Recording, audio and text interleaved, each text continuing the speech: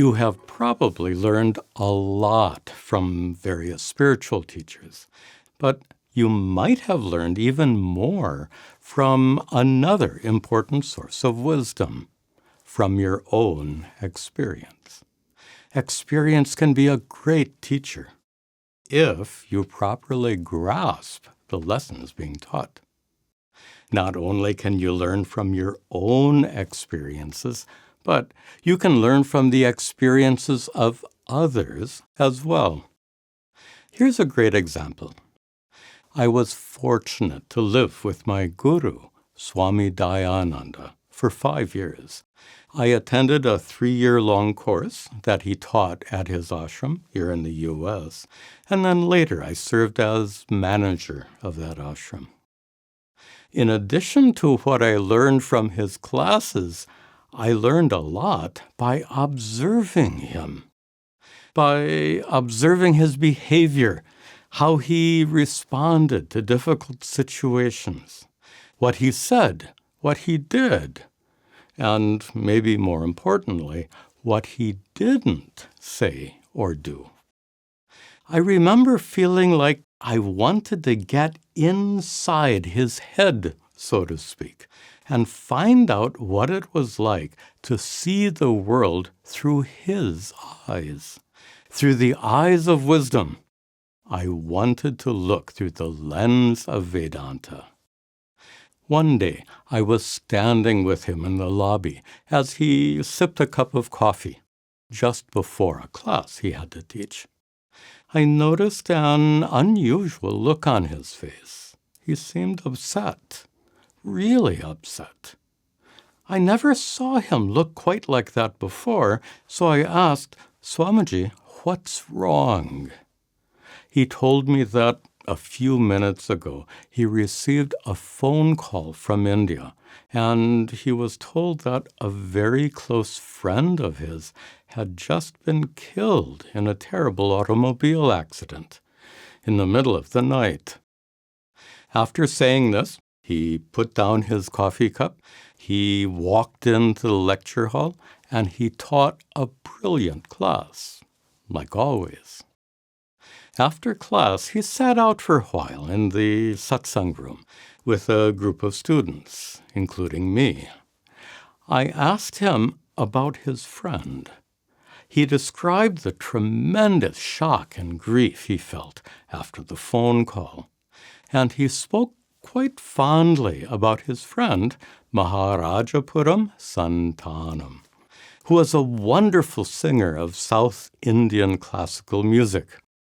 Over the years, Santanam composed many songs using Sanskrit lyrics written by Swamiji himself. He performed at our ashram several times when he came here to the U.S. for concert tours. After a little while, Swamiji began to address an enormously important question, a question that we all wanted to ask, but we were afraid to, out of respect. We wanted to know, how can a truly enlightened person like him experience grief and sadness?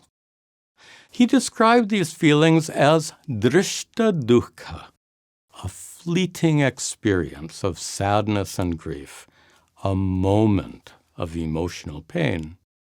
He dismissed the common misconception that an enlightened person can never feel pain, either physical pain or emotional pain.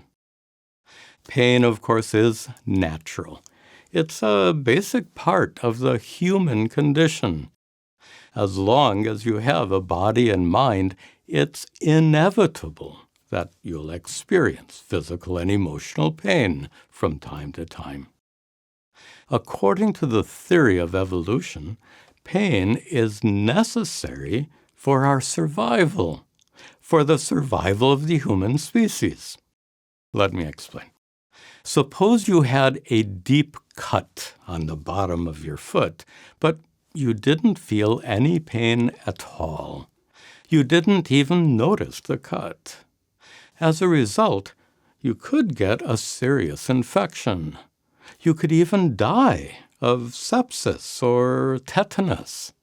So being able to feel pain is actually beneficial. It calls your attention to a problem that needs to be taken care of. And the same is true for emotional pain. Feelings like sadness and grief draw your attention towards an emotional wound, a mental injury that needs some kind of emotional care. So, physical and emotional pain are natural and beneficial.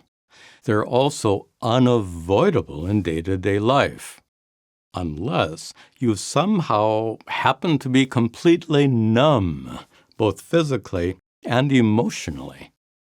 Consider this. If those who are enlightened can't feel any kind of pain, including the pain of others, then how could they have any empathy or compassion? How could they deeply relate to others if they don't even know how pain feels?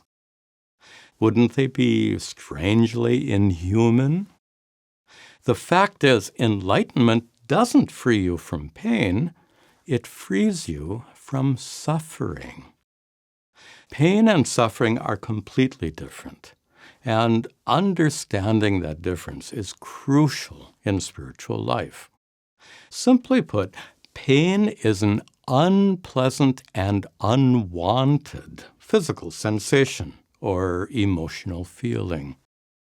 Suffering, on the other hand, is your negative response to that pain. Suffering is your adverse reaction to it. Most suffering is based on your judgment that pain is bad, that it robs you of contentment, and that you won't be totally okay until the pain goes away. Some people also cry and whine, "Why me? Why did this have to happen to me?" That's also part of the negative response to pain. And that response is what we call suffering. But even though physical and emotional pain are inevitable in life, suffering is not. Suffering happens to be optional. You'll wonder, how can suffering be optional? How can you possibly feel pain without suffering? Well, think about a time when you went to a movie theater and watched a really sad movie, a dramatic tearjerker where the main character dies tragically and unexpectedly.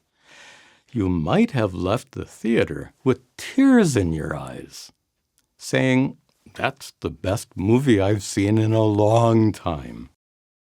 The sadness you felt in the theater wasn't fake in any way. Your tears were as real as in any actual situation. And yet, you didn't suffer. In fact, you enjoyed it. So, let's be clear about this. Physical and emotional pain are not the main problems here. Suffering is. You can be free from suffering in your day-to-day life if you can respond to pain without resentment, without wanting the pain to go away.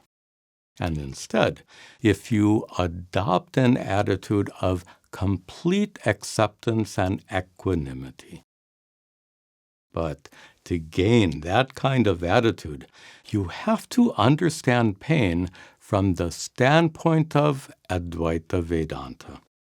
You have to understand the inevitability of pain and that it serves a vital purpose in life.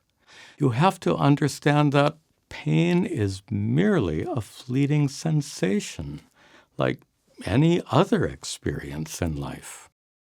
And most importantly, you have to understand that your true nature as pure consciousness, atma, the divinity within you, is utterly unaffected by pain, untouched in any way whatsoever.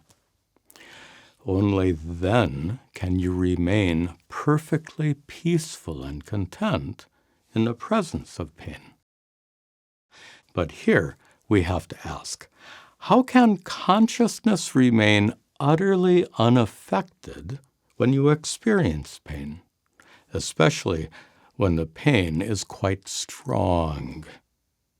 That's a really important question, and it's addressed thoroughly in the teachings of Vedanta.